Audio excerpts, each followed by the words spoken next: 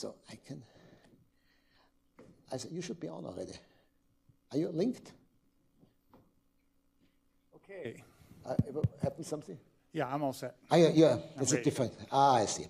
Okay, so there's an interesting relation between chaos and order. And our goal here is for you to see order in how we do the sessions and presentations, but you know there's tremendous chaos behind the stage.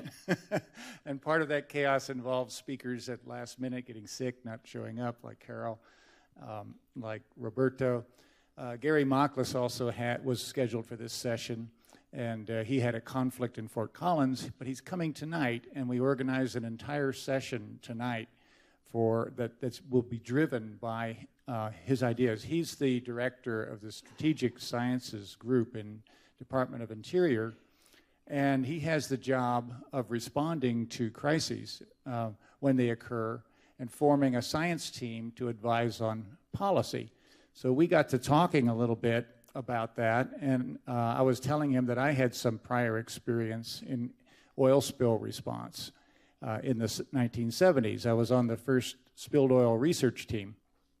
And so I was asking him about how they go about the science in a crisis, because it hadn't been really continued for 30 years.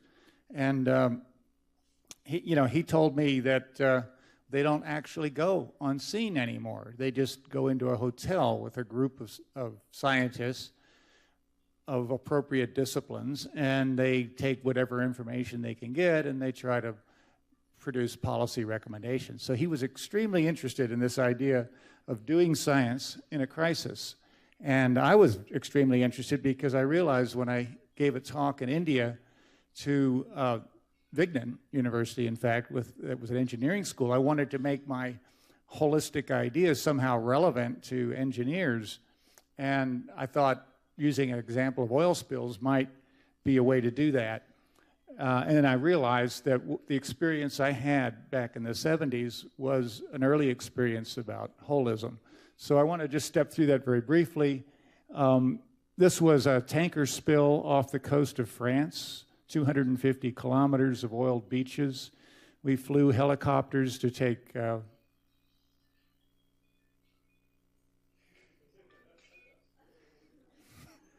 part of the chaos. Yeah, right, a magnet. And this was certainly chaos. You can't imagine what happened in France. I mean, everything was affected, even agriculture from the toxic fumes from the oil. This was absolutely massive. This was a super tanker that hit a rock 3 kilometers off the coast. One by one, the compartments broke because it's compartmented ship to protect against losing all the oil. But when one empties out, the pressure breaks the next one, and it's just a domino effect. In the end, they just had to dynamite the ship and get all the oil out so that they could do whatever cleanup was necessary. You can see it there, oiling the bays. This was the largest biological kill I think, in history for these kinds of disasters. Millions of marine life washed up on shore 3 weeks after the spill. And so what do you do in a situation like, well, we were on a spilled oil research team called it was a NOAA Coast Guard combined team, and it was called the spilled oil research, the SOAR team. The head of it was Dave Kennedy. We called him the SOAR head. And we were commissioned to go study, get that SOAR head? Anyway, we were commissioned to study spills of opportunity, because you can't do an experiment oiling the environment. We wanted to know, what did oil do when it was spilled in the ocean? It was the first international team, and it was actually the precursor to FEMA. This team lasted for 4 years, and it ended in 1979, which is when FEMA began. And it also started the NOAA hazmat program. People who weren't thinking this way before. But what we found was when we got on scene in the early oil spills, that the team's advice was tremendously in demand, because nobody knew what to do. Now, how often is it that you would expect a military commander or a Coast Guard commander to desperately seek out the advice of a scientist. You know, usually we're ignored. But that's what they did because they couldn't do their job. They needed some advice, and they didn't want to be responsible for making the wrong decision. So on scene, a science team was extremely valuable. So that took us away from our mission, and that's why these other agencies were later formed, because they realized that there was a tremendous advisory function that had to be done. But our job was to do science, was what can we learn during the crisis? And what we found was that by doing that, we instantly became interdisciplinary. The first person on the team was Jerry Galt. He had a physical model for trajectories. We would fly airplanes 300 feet off the water, drop dye pills in to get current direction, drop rolls of toilet paper down to get the wind direction, put those vectors into his model, and he would predict where the slick is going. Next, Jim Matson came on board to study the fate of the oil. How does it weather over time as it moves through different environments? And discovered many things, like in the cold water spill off of Newfoundland, oil fractions, and the heavy fractions go to the bottom, and the lighter ones stay at the top. It forms what's called chocolate mousse. It's a emulsification of oil and water, very much like gravy, and it's how I learned how to make gravy. And then, of course, we want to do the biology. Well, I was asked to form a biological experiment program for this thing. And that's a very difficult thing to do because in biology, you want to know what happened before the event. And with an oil spill, if you just arrive on scene, you don't know. And so, if, for instance, if these small crabs are destroyed, the bottom-dwelling crabs, or they migrate out of the area as soon as the spill happens, you don't know that they were there before, so you don't see the effect. So we have to really think about how to capture the acute phase effects. Well, I got lucky in a sense. There was a Russian tanker that hit a rock in the Baltic Sea, and we started a year-long study of that spill.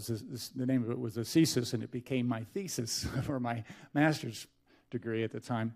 And the reason that was doable was because it ran aground in the middle of the University of Stockholm's marine biology program.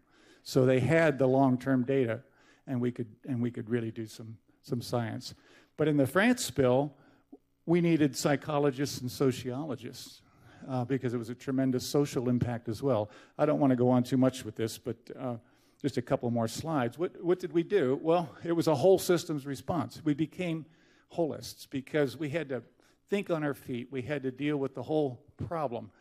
The thing is, in disciplinary science, we think we know the questions. So we give the questions to the person who's trained to answer those questions, the geologist, the climatologist, the psychologist.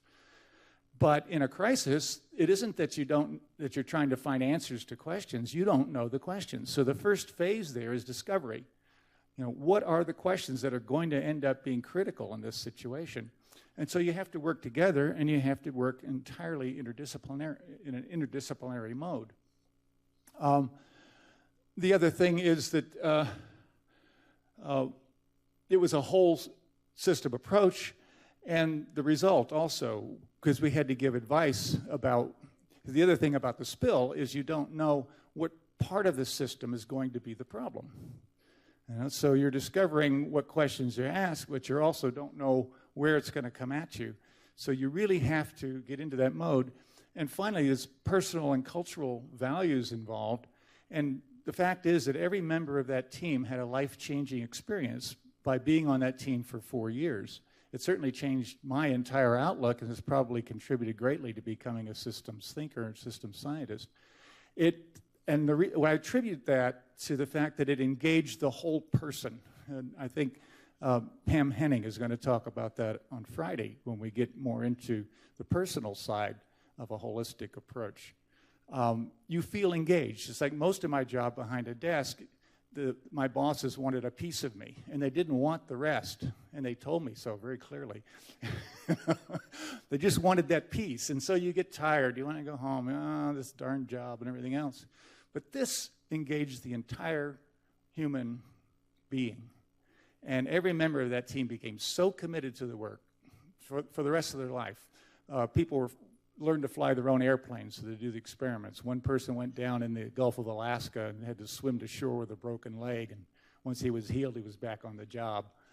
Other people during the Gulf War flew small planes, Cessnas, into the war zone to collect the data for the oil spills that were going on. It's that kind of commitment, and I don't think you get that commitment until you're fully and wholly engaged. So what normally drives cooperation in a science program, I think, is normally money.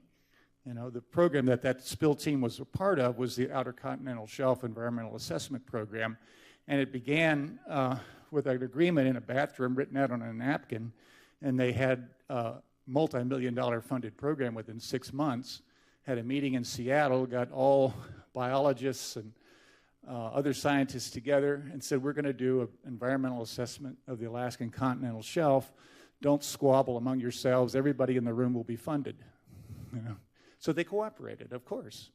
So money will get cooperation. Crisis can get a cooperation. You know, if we were in a crisis situation right now, we would collaborate, right?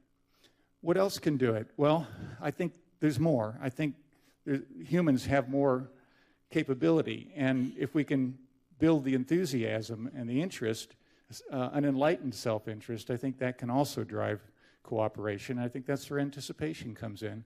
As we learn anticipatory thinking, anticipatory science, maybe we can place ourselves in the future and imagine, you know, what would we be doing if the crisis were happening now? And let's do that now. So I think this experience and the idea of doing science in a crisis has a great deal to say about doing global science and anticipating the kind of global crises that we're facing. And this is Gary's program, established in 2012. After we did our spilled oil research team, it was universally recognized as an absolutely vital activity. Like I say, it formed major federal agencies, not just in the U.S., but around the world. We started contingency planning around the U.S. coast with the EPA, going region by region. France developed policies. They had no policies before the spill and in our presence. Tremendous impact. And what was the result? We killed it. In 1979, it stopped because we then had a bureaucratic establishment of the more disciplinary science approach.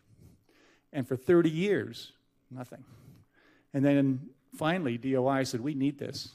And it's restarting. So Gary, tonight, come and listen to, because he's really glued in on this. He's not allowed to go on scene. He's not really allowed to do the science. He can kind of look overhead and try to guess at the science, you know. So we have to get back to what we did 30 years ago. Thank you.